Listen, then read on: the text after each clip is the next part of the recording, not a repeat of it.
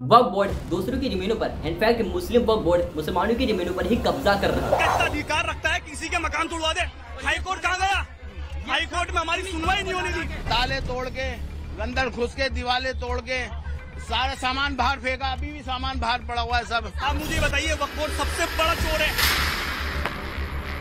वक्फ board हिंदुओं की properties पर ही नहीं बल्कि कंप्लीट हिंदू बहुमूल्य गांव को ही वक्फ प्रॉपर्टीज डिक्लेयर करती है। जहाँ हिंदू बड़ी आबादी रहती है, हिंदू बहुल गांव है और वो पूरा वक्फ की संपत्ति होगी। वक्फ बोर्ड को मुसलमानों की प्रॉब्लम को सॉल्व करने और मुसलमानों की मदद करने के लिए इस वक्फ एक्ट को बनाया गया था। तो फिर वक्फ बोर्ड आज मुसलमानों पर ही अटैक क्यों कर रहा है? 5 लोग कमाने वाले, 50 लोग खाने वाले, तो कैसे हम लोग इनका सामना करेंगे? आप खुद बताइए। और 2 महीने में जाने वाला है। क्या ये सब कुछ इनफैक्ट इस टाइम जो कंट्रोवर्सीज वक्फ बोर्ड के अगेंस्ट हो रही है, ये सब कुछ बीजेपी गवर्नमेंट की एक साजिश है वक्फ बोर्ड को खत्म करने। आइडेड बीजेपी गवर्नमेंट जो इस वक्फ बोर्ड में बदलाव लाई है, क्या सच में इस वक्फ बोर्ड एक्ट में बदलाव की जरूरत है? और क्या सच में वक्फ बोर्ड दूसरों की जमीनों पर कब्जा करता है या फिर लोगों को भ्रम में लाने के लिए वक्फ बोर्ड को बदनाम किया जा रहा है? सो आज की इस वीडियो में हम उस सभी लोगों को एक्सपोज करेंगे जो वक्फ बोर्ड एक्ट 1995 को गलत बोल रहे हैं। यहाँ पर मस्ट सोचे कि जब मुस्लिम वक्फ बोर्ड मुसलमानों की प्रॉब्लम को सॉल्व करने, मजलूमों की मदद करने के लिए ही इस एक्ट को बनाया गया था, तो फिर वक्फ बोर्ड मुसलमानों पर ही अटैक क्यों कर रहा है? अभी तक आप मेरी वीडियो को 2.47 मिनट्स में स्किप करते आए हैं, लेकिन आज की इस वीडियो को फुल जरूर देखना, क्योंकि वक्फ बोर्ड के अगेंस्ट जितने भी झूठ फैलाए जा रहे हैं, जो भी यूट्यूबर्स वक्फ बोर्ड को एक्सपोज कर रहा है, इस वीडियो के एंड होते होते इन सभी झूठ का पर्दाफाश करेंगे। सुन्नी मुस्लिम वक्फ बोर्ड क्या है, कैसे काम करता है, इस टाइम चल रही कंट्रोवर्सीज की वजह से आपको अच्छे से पता हो गया होगा। विच मीन्स इससे जस्ट पहले जो मैंने वीडियो अपलोड की है, वक्फ बोर्ड क्या है, कैसे काम करता है, इसके पास कितनी प्रॉपर्टीज है, इन सभी चीजों को एक्सप्लेन किया। लेकिन आज की इस वीडियो में इस टाइम चल रही कंट्रोवर्सीज कि मुस्लिम वक्फ बोर्ड दूसरों की प्रॉपर्टीज को, इनफैक्ट हिंदुओं की प्रॉपर्टीज पर कब्जा करता है। इस आर्टिकल 14 को लेकर बोला जा रहा है कि वक्फ बोर्ड इसी आर्टिकल के थ्रू किसी दूसरी की प्रॉपर्टीज को वक्फ प्रॉपर्टीज का दावा करता है। हिंदू बहुल गांव है और वो पूरा वक्फ की संपत्ति हो गया। वक्फ प्रॉपर्टीज किसी दूसरे की प्रॉपर्टीज पर अपना दावा करता है। इसको समझने से पहले हमें ये समझना होगा कि वक्फ बोर्ड 2 टाइप्स के होते हैं। पहला, जिसमें मुसलमान और मुस्लिम शासकों ने अपनी प्रॉपर्टीज को वक्फ बोर्ड को किसी धार्मिक कार्य के लिए या फिर मजलूमों की मदद करने के लिए दान किया था, लेकिन ये लोग अपनी प्रॉपर्टीज को डॉक्यूमेंट्स और दस्तावेज के थ्रू ही वक्फ बोर्ड को दान किए थे। सेकेंड, वो प्रॉपर्टीज जिसके दस्तावेज या फिर डॉक्यूमेंट्स नहीं होते, मतलब वो प्रॉपर्टीज जो सालों से उपयोग की जाते हैं, या फिर वो जगह जहाँ पर मुसलमान काफी सालों से अपनी नमाज को अदा करते आए, लेकिन उस प्रॉपर्टीज का कहीं से भी दान ट्रेस नहीं होता है, तो वो प्रॉपर्टीज वक्फ बोर्ड में आ जाती है। मतलब वक्फ बोर्ड के जरिए, I mean by of user. अब यहाँ पर ये जो बाय ऑफ यूजर वाला है, इस चीज को सबसे ज्यादा बदनाम करने की कोशिश की जाती है। अब जिन प्रॉपर्टीज के डॉक्यूमेंट हैं, मतलब जिन लोगों ने अपने दस्तावेज और डॉक्यूमेंट के जरिए अपनी प्रॉपर्टीज को वक्फ किया था, उन प्रॉपर्टीज पर कोई भी कंट्रोवर्सी नहीं है, क्योंकि उन प्रॉपर्टीज के डॉक्यूमेंट्स हैं। अब जहाँ तक सवाल है कि वक्फ किसी के साथ भेदभाव करता है, किसी दूसरे की प्रॉपर्टीज पर वक्फ प्रॉपर्टीज का दावा करता है। इसमें सेक्शन 40 डाला गया। इस सेक्शन के कारण ही वक्फ बोर्ड के पास इतना इंक्रोचमेंट करने की पावर है। इसके अकॉर्डिंग वक्फ यूनिलैटरली डिसाइड कर सकती है कि एक पर्टिकुलर प्रॉपर्टी वक्फ प्रॉपर्टी है या नहीं, सिर्फ एक इंटरनल इंक्वायरी करके। इनको जस्टिफाई करने की भी जरूरत नहीं है कि प्रॉपर्टी वक्फ को बिलोंग करती है कि नहीं।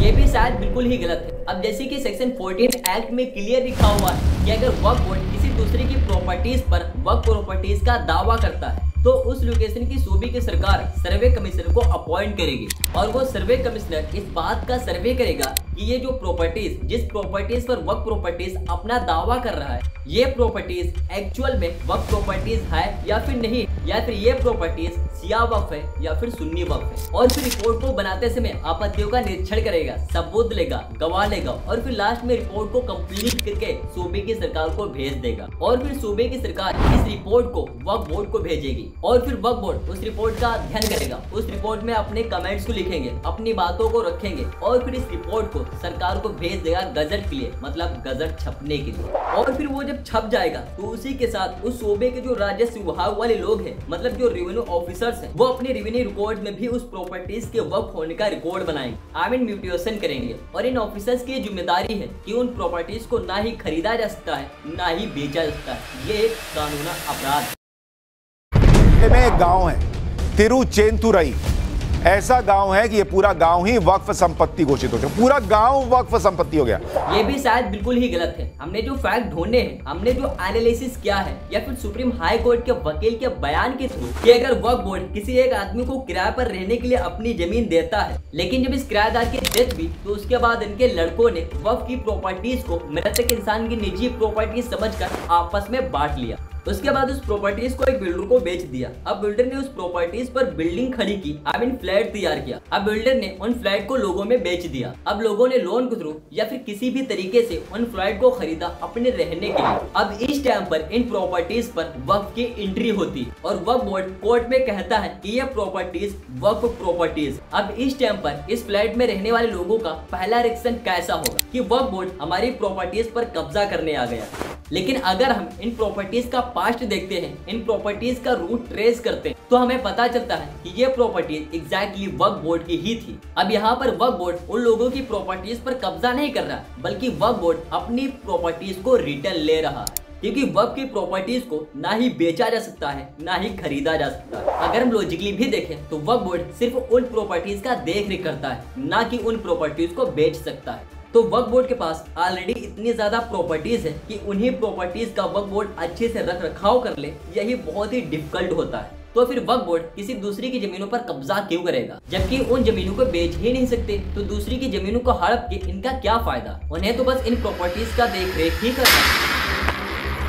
कि इस तरह से वक्फ बोर्ड ने जमीन हड़पी है कि वक्फ बोर्ड आज इंडिया का 3rd बिगेस्ट लैंडलॉर्ड बन चुका है। लगभग 8 लाख एकड़ की जमीन इनके कंट्रोल में है। मुस्लिम वक्फ बोर्ड आज तीसरे स्थान पर है, लेकिन इसका ये मतलब नहीं कि मुस्लिम वक्फ बोर्ड हिंदू की प्रॉपर्टीज पर कब्जा करता है।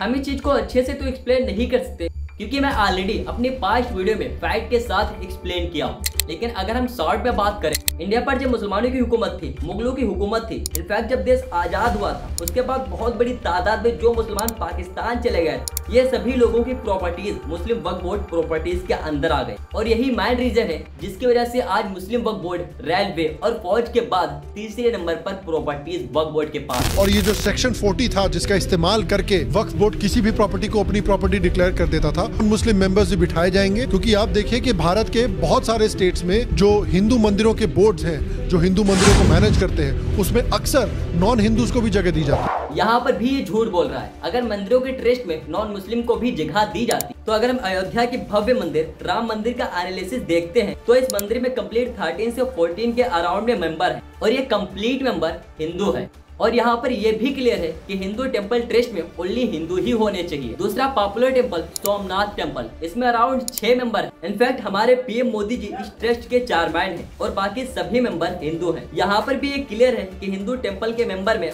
ओनली हिंदू ही होने चाहिए। साल 1817 जब मंदिर विकास बोर्ड के नाम से एक बोर्ड बनता है और इनमें सभी मेंबर हिंदू ही होते हैं। ओनली हिंदू रिलीजन में ही नहीं बल्कि क्रिश्चियन ट्रस्ट में ओनली क्रिश्चियन ही होने चाहिए। उनका ये अपना पर्सनल ट्रस्ट बोर्ड है, तो उसमें दूसरे रिलीजन की कोई जरूरत नहीं। लेकिन आज मुस्लिम वक्फ बोर्ड में दूसरी रिलीजन आई मीन हिंदुओं को एंट्री दी जाएगी और यह मुस्लिम कम्युनिटी के लोगों के लिए अन्याय है। सर, हिंदू एंडोमेंट में जो कर्नाटका और तमिलनाडु में है, वहाँ कोई मुस्लिम नहीं हो सकता। और 26 में आर्टिकल 26 का वायोलेशन है। 4 धाम में ये लिखा हुआ वाज़े तौर पर कि सिर्फ हिंदू होगा।